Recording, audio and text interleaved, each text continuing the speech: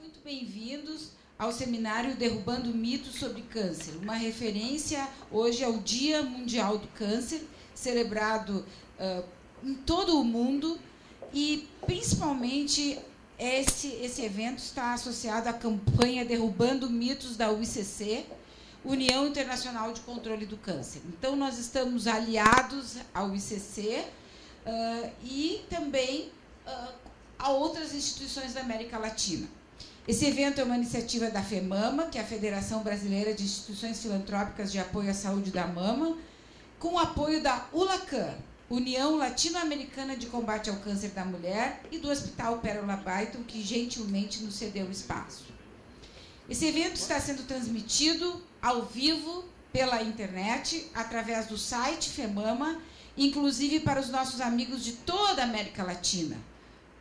Buenos dias!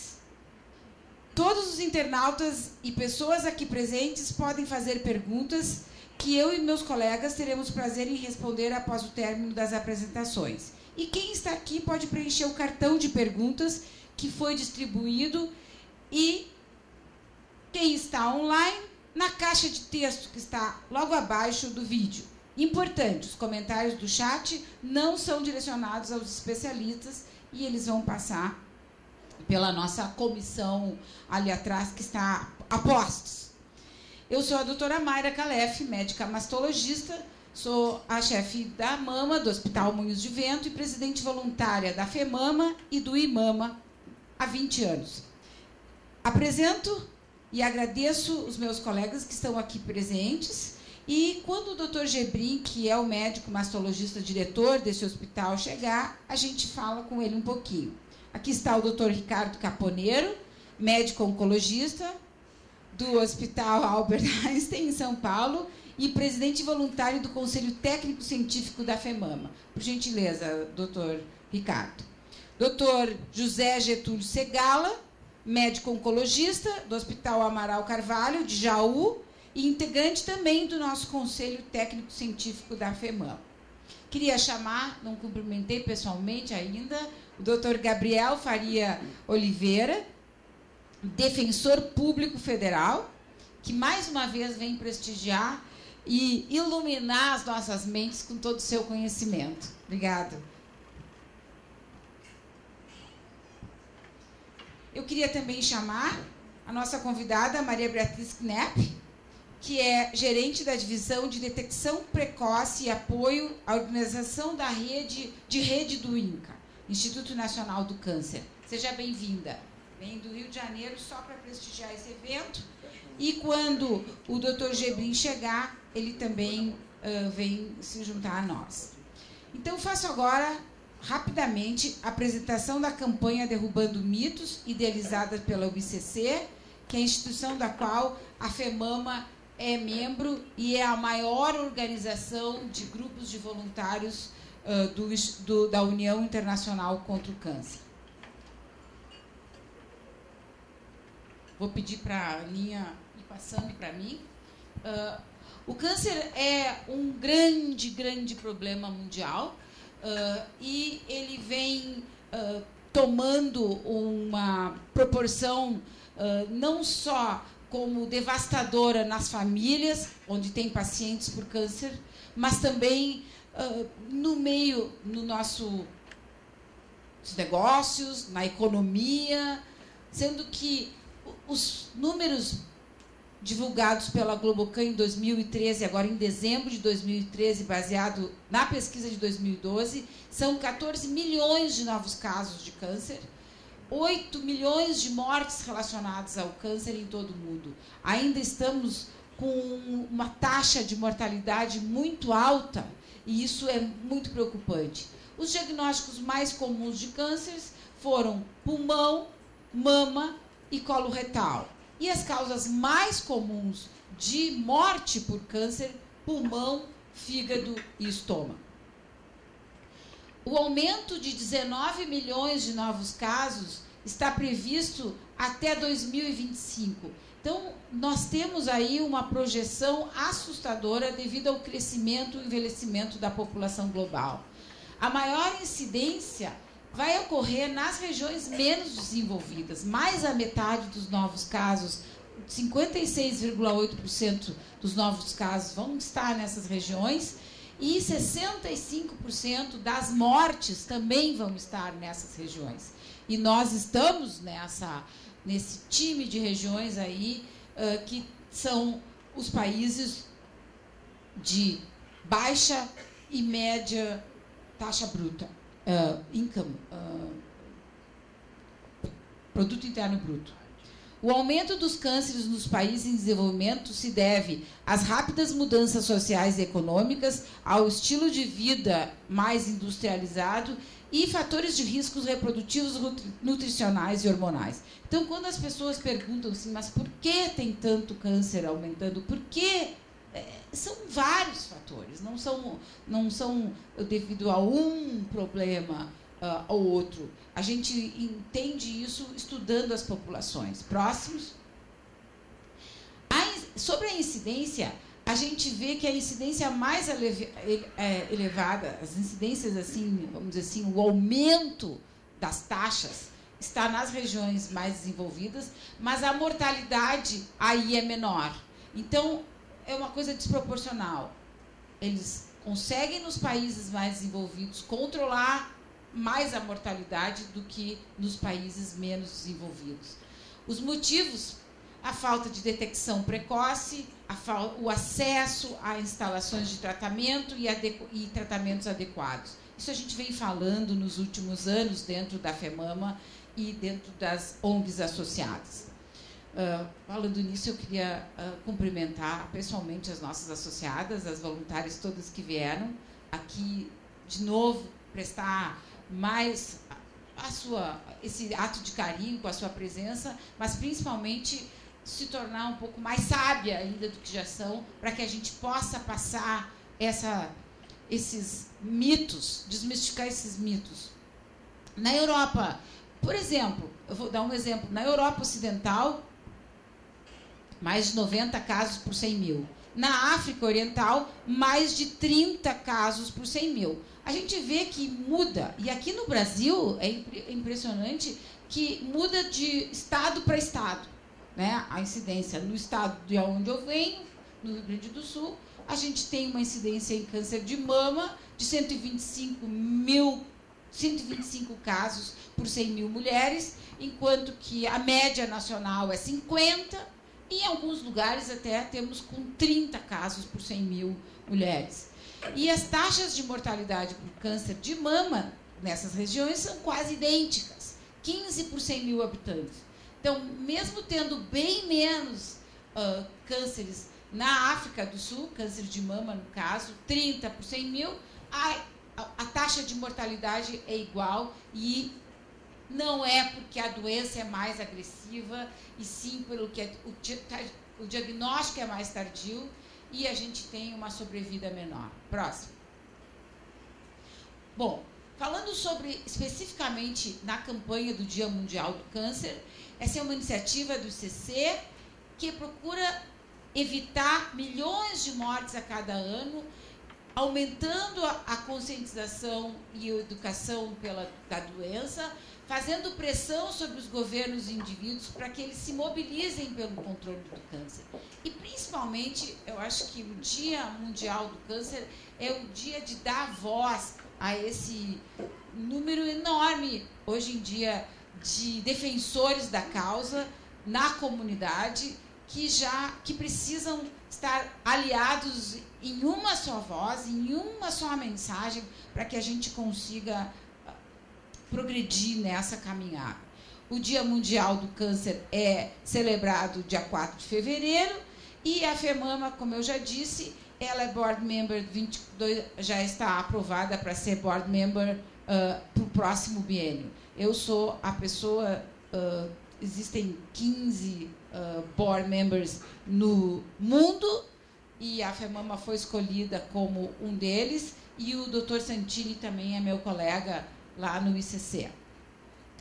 Então, a FEMAMA, que viabiliza essa campanha no Brasil, teve um apoio muito importante da ULACAN e nós estamos para esse evento usando a plataforma Ulacan para estar na internet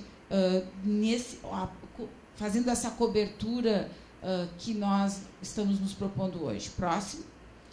A FEMAMA as pessoas já conhecem, mas ela foi fundada, para quem não conhece, em 2008. E ela principalmente atua na articulação de uma agenda nacional única para influenciar a formulação de políticas públicas de atenção à saúde da mama. O que a gente está vendo é que não interessa mais só influenciar a formulação. Nós estamos agora na luta para implementar essas políticas públicas. A todo dia mais portaria, e mais portaria, e mais portaria, e a gente está querendo ver essas portarias saírem do papel. Então, nós vamos repensar nisso dentro do Conselho da FEMAMA, que não é só influenciar a formulação. Nós precisamos ter uma atuação muito mais forte na questão da implementação e no controle na prática. Nós somos 53 ONGs associadas em 16 estados brasileiros e mais o Distrito Federal. E na América Latina, a FEMAMA é um membro, mas também fundador da Ulacan, que é essa União então Latino-Americana de ONGs contra o Câncer. Estamos em 7 países e as ações são dedicadas na promoção de políticas que visem diminuir a incidência e mortalidade de todos os tipos de câncer que mais afetam as mulheres latino-americanas. É interessante porque cada país tem mais a sua, vamos dizer assim, dá ênfase em um câncer ou outro da mulher, mas hoje em dia a gente está se dando conta que a gente tem que parar de dividir a mulher daqui para cima e daqui para baixo. E nós temos que nos unir com ONGs que não são só mama, mas que fazem colo de útero e outros cânceres, porque nós precisamos ver a mulher como um todo. Essa é uma tendência mundial para as ONGs que trabalham em mama. Próximo.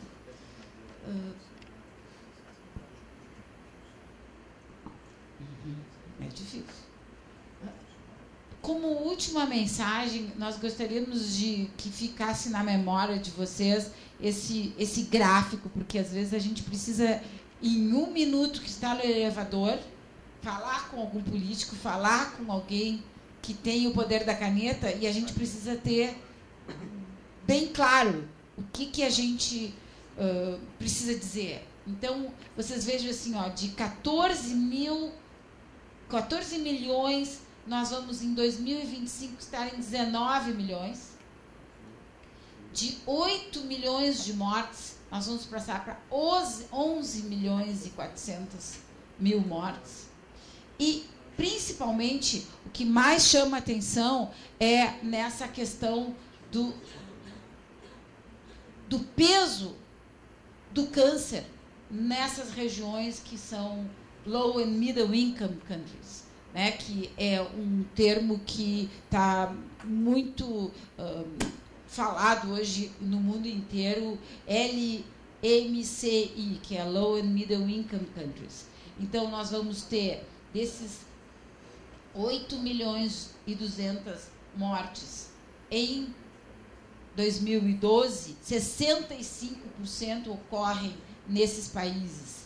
E em 2025, das 11 milhões e 400 mortes, 77% ocorrerão nesses países. Então, nós temos, além de um número expressivo de aumento pelo envelhecimento, crescimento da população, etc., nós também temos uma proporção maior nos países em desenvolvimento. Próximo. O câncer, então, ele tem, em 2011, ele está dentro de uma série de doenças que são as doenças que mais matam no mundo. E nós temos uma proporção ainda maior. Aqui está pequenininho para enxergar lá, mas eu acho que dá para a câmera fazer uma focada, né? Que o tamanho das folhinhas mostram a proporção e o tamanho em relação, por exemplo, a doenças como doenças cardíacas, que é a segunda maior, ou doenças, complicações com o parto, que diminuiu muito. Mas, na verdade, a gente está vendo assim, ó, que nós temos um problema grave, que é a maioria dos países não terem ainda um programa estruturado, um plano estruturado de governo em relação ao câncer. Isso nós temos, e o ano passado teve uma portaria nova com esse intuito de mostrar o nosso programa de controle de câncer, mas um dos grandes problemas desses países em desenvolvimento, 136 países não possuem um plano de controle, um programa de controle nacional de câncer, inclusive 1 ou 2 na América Latina, e 23 com controle, esses programas. Então, isso vai ser uma coisa que nós precisamos, na ULACAN e pelo ICC, fazer uma pressão importante nesses países, como grupos mundiais lutando contra o câncer, ou lutando pelo controle do câncer.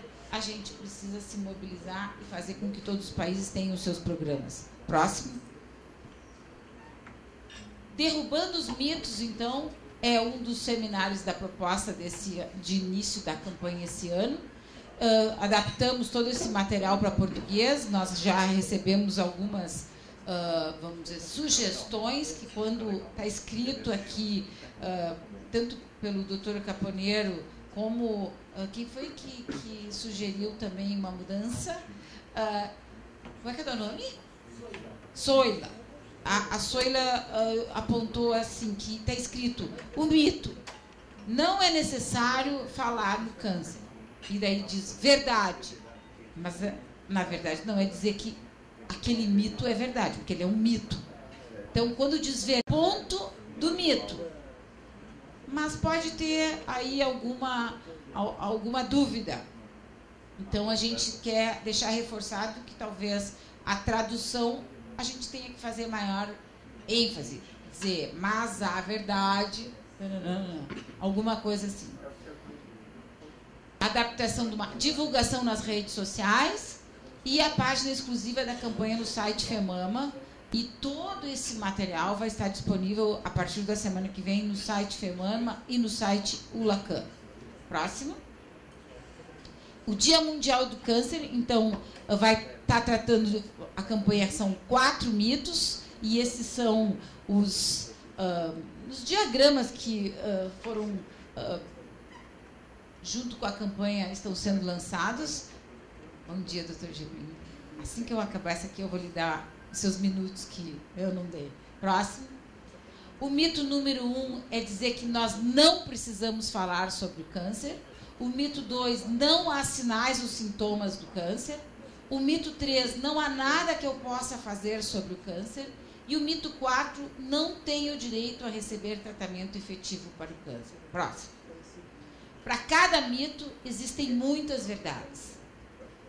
E mitos são mitos. Mitos são aquilo, às vezes está no consciente coletivo, coisas faladas, mas que até atrapalham muito que a comunidade venha ao encontro de ajuda, do acesso, que muitas vezes está disponível. Por exemplo, ainda não acreditar em detecção precoce. As mulheres não procuram e sobra mamografia. Isso é um mito. Talvez, por que eu vou fazer mamografia? Quem procura acha, elas dizem. Mas essa é a tua fala de quem não acredita no mito. Mas o mito é: para que eu vou fazer? Não quero ver, não quero saber. Não adianta, não há nada que eu possa fazer se eu tiver.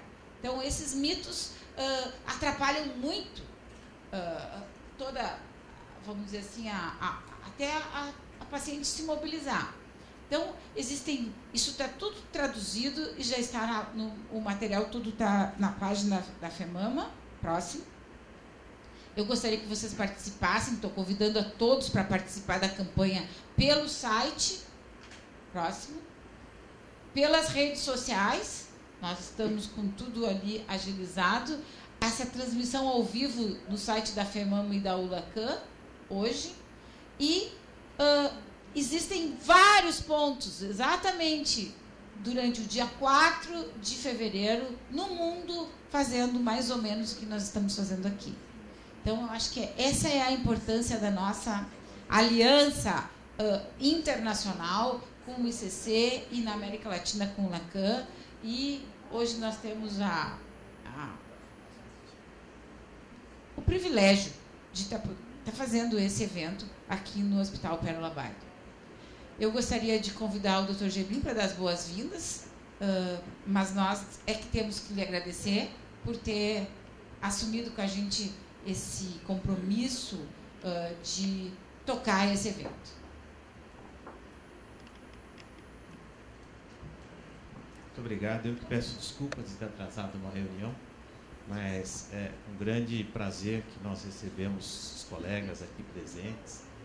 E é muito importante nós trabalharmos em rede. Ninguém resolve o problema conjunto sem atuar conjuntamente. Eu acho que isso é o grande aprendizado. Hoje nós precisamos estar cada vez mais interligados e as experiências, principalmente em quem atua no setor público, devem ser repassadas, experiências positivas. E nós temos que fazer com que os grupos formadores de opinião, a própria imprensa, entenda a importância de prioridades do serviço de saúde pública, haja visto que em países como a Inglaterra, o acesso a um especialista está cada vez mais difícil. A demora em iniciar o tratamento oncológico é uma realidade no Canadá, isso está chegando nos Estados Unidos. Quer dizer, aquilo que parece que acontece só no Brasil, acontece demais fora do Brasil. E nós estamos com ganhos, graças às entidades que estão aqui participando conosco, são parceiras, porque novas leis, e essas leis são importantes, e o cumprimento das leis mais ainda. Mas, para tanto, é importante que haja um grupo de pessoas que entendam as necessidades regionais. O Brasil é muito difícil e nós temos que trabalhar grupos com essas demandas que surgem, que garantam acesso, tratamento, de acordo com as prioridades regionais e fazer com que no futuro sejamos todos um país homogêneo. E é nesse aspecto que eu gostaria aqui de estar aqui oferecendo ao hospital, que é o hospital, o segundo maior do Brasil em casos novos de câncer de mama. O ano passado nós batemos 1.260 casos, pacientes novas, num único hospital. São Paulo, a grande São Paulo, tem 6.000 casos por ano de câncer. 3.000 são tratados na rede privada, particular, convênio, e 3.000 do SUS nós tratamos 1.200. Então, é um esforço muito grande que nós temos feito, não só na área mamária, mas também ginecológica, e estamos aqui dispostos a colaborar e aceitar aquilo que pode nos melhorar a questão de resolutividade e humanização do tratamento da paciente oncológica. Doutora Mayra.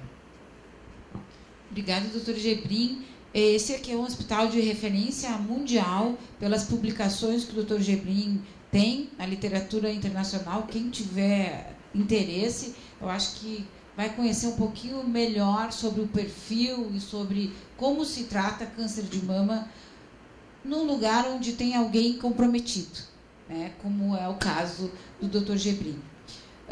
Eu gostaria, então, agora de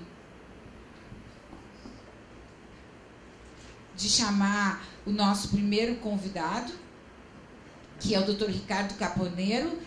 Caponeiro, eu te convido para derrubar o mito, não precisamos falar sobre o câncer.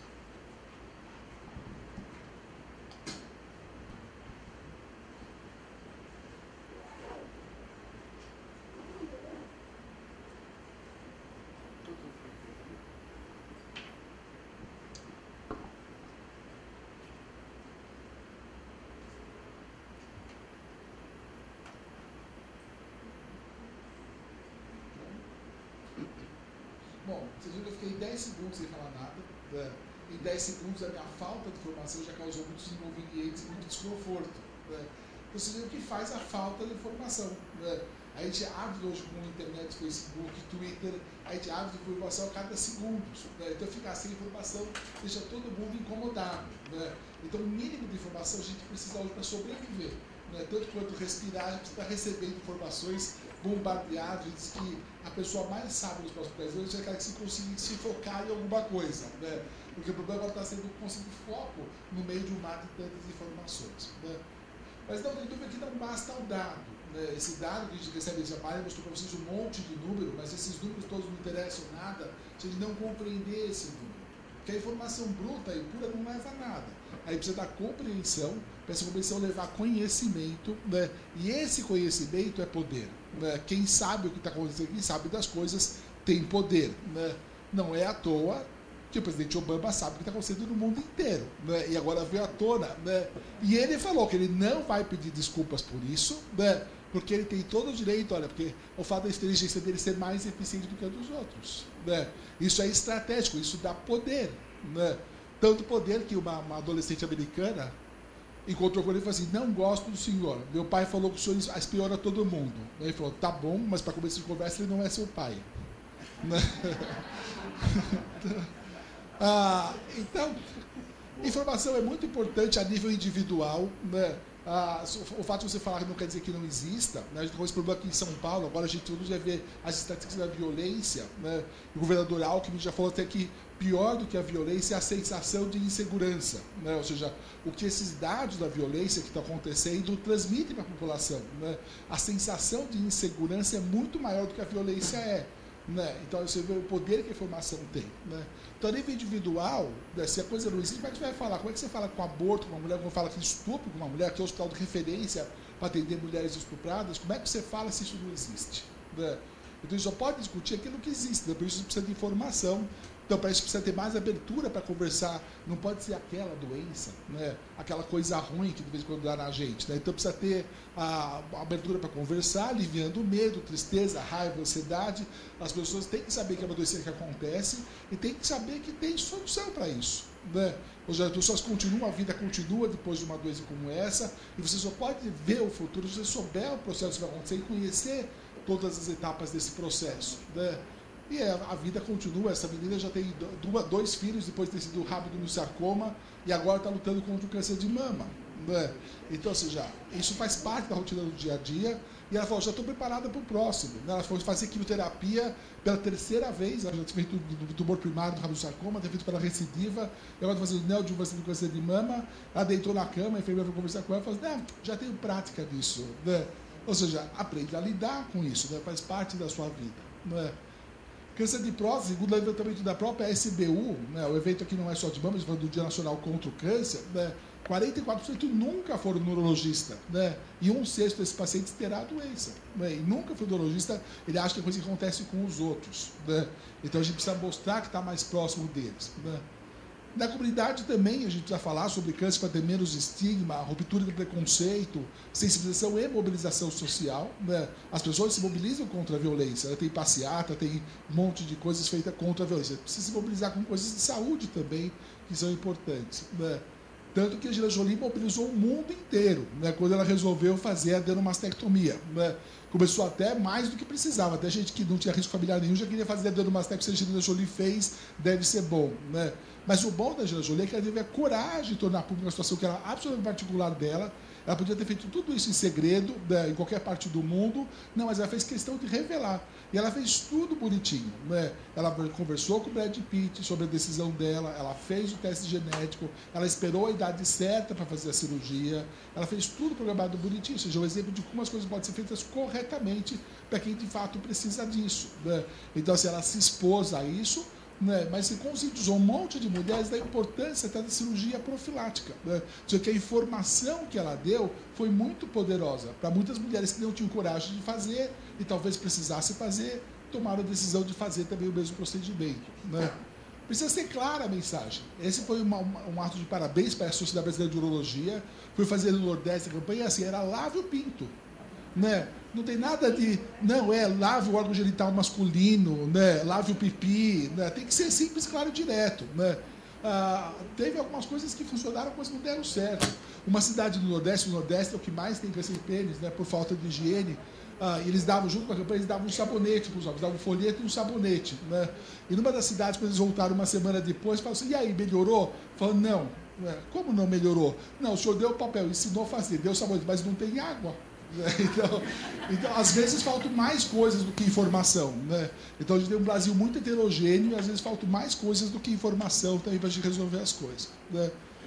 Mas não tem dúvida que também a informação é importante para nível político, né? Porque se a gente não se mobilizar para as coisas não mudam, né? Isso a gente já que está na FEMAMA há bastante tempo, a gente vê vindo as brigas que a gente tem esses anos todos, não só para a mama, mas para colo de útero, para outras doenças, que se a gente não pedir, as coisas não acontecem. Ninguém sabe que é importante se você não falar que precisa, né?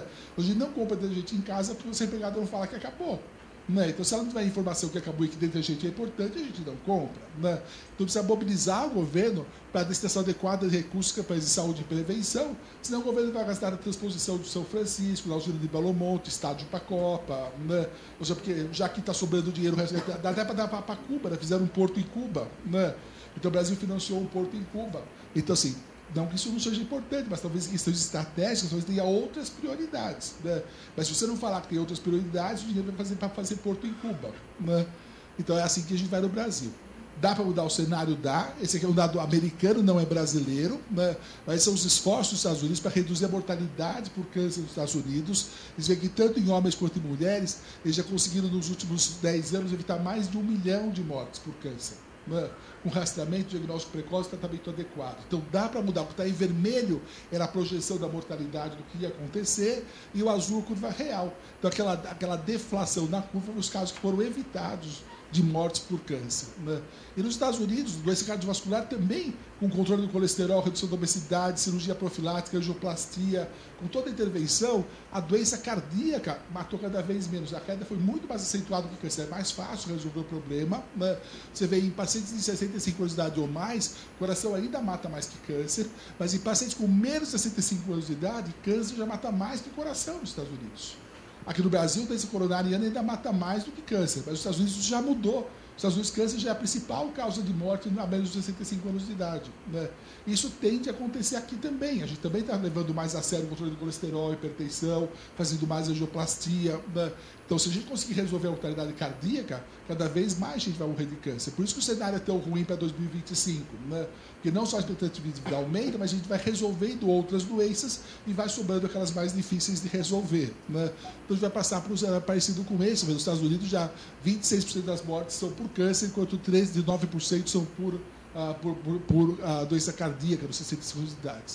Então, o câncer tem que estar na pauta de todo mundo, porque é uma doença de alta prevalência, né, de incidência crescente, com, obviamente, se você não tratar adequadamente, com mortalidade também crescente. Né. Essa é a levantamento da Escola Paulista de Medicina, né, é o do ano 2000, a gente tem dificuldade para conseguir dados do Brasil, a gente não tem dados mais recentes, mas com base no DataSUS, as 10 principais causas de morte, doenças do coração, 197 mil, câncer, 120 mil. Né? Isso aqui vale para a cidade de São Paulo, né? Esse aqui são dados daqui, então, ou seja, os centros mais desenvolvidos mostram que não vai nos Estados Unidos, ou seja, a morte por câncer está subindo e a do coração está descendo, ou seja, está quase empatado. Ó. Mais 70 mil a gente empata, aí as duas, vai morrer mais gente de câncer do que do coração. Tá? Então, isso é importante para o cenário. E se você dividir então, as causas do cardiovascular e outras causas, se você separar o que é AVC, o que é doença coronariana, o que é doença de miocárdio, separadamente delas, câncer mata mais do que cada uma delas individualmente. Então, só é maior a cardiovascular porque a gente junta um monte de doença junto. Né? Mas se você separar, câncer é responsável por 16%. Aí tem uma vergonha, né, que esse aqui é o dado brasileiro, que 14% são causas externas. Né? Como diz um amigo meu, que a concorrência é desleal. Uma passarela que caiu, morreram 5. Né? O câncer mata de 1 por 1. Né? Mas a gente ainda tem 2 motoqueiros por dia, a gente chama de motoboy aqui em São Paulo. Né? Tem 2 por dia que morrem de acidentes de moto. Tem 162 pessoas morreram, caiu raio na cabeça no ano passado. Né? Hoje tem o câncer ainda é um fator importante que mata 14%, quase tanto quanto morre de câncer. Né? Segundo os dados do Brasil, então, a estimativa de 2014 é 576 mil casos novos no Brasil, né? E aqui na descrição por causa, e aqui é importante ver, olha, no Brasil inteiro, mama é mais importante, colo reto, depois colo do útero, é o terceiro mais importante, mas quando você vai para a região norte, né, e para a região nordeste, colo de útero sobe muito em importância. Na região norte é o principal causa de morte, 23,7% das causas de morte por neoplasia são de colo de útero, que é uma doença que nem aparece nas estatísticas americanas, porque ela é uma doença prevenível, né, diagnóstico precoce extremamente fácil e altamente curável no estadio precoce.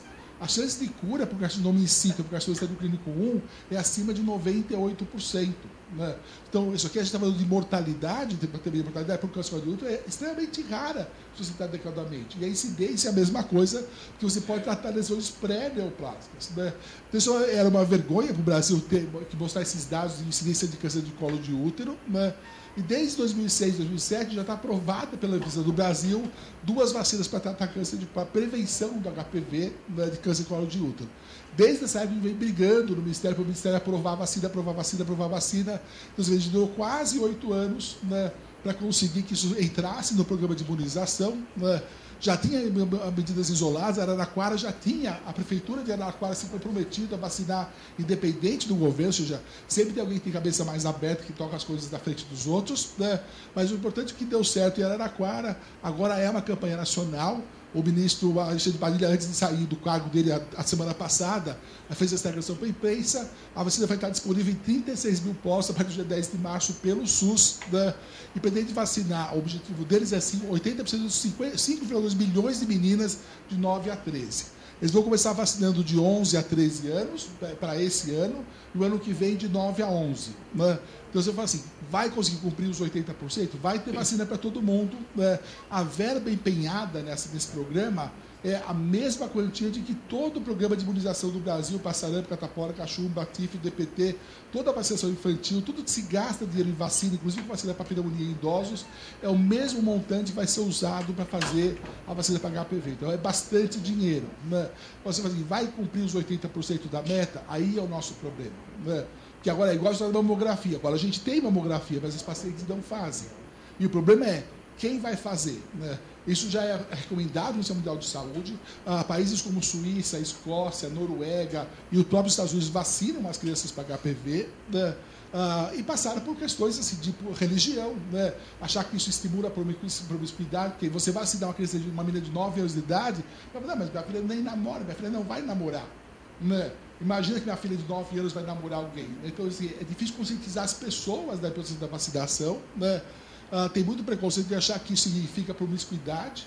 Os Estados Unidos passaram por isso, todos os países passaram por isso, né? E não adianta esconder a cabeça, isso é a realidade da nossa incidência por regiões é importante, a nossa mortalidade ainda é importante por câncer de colo de útero. Né?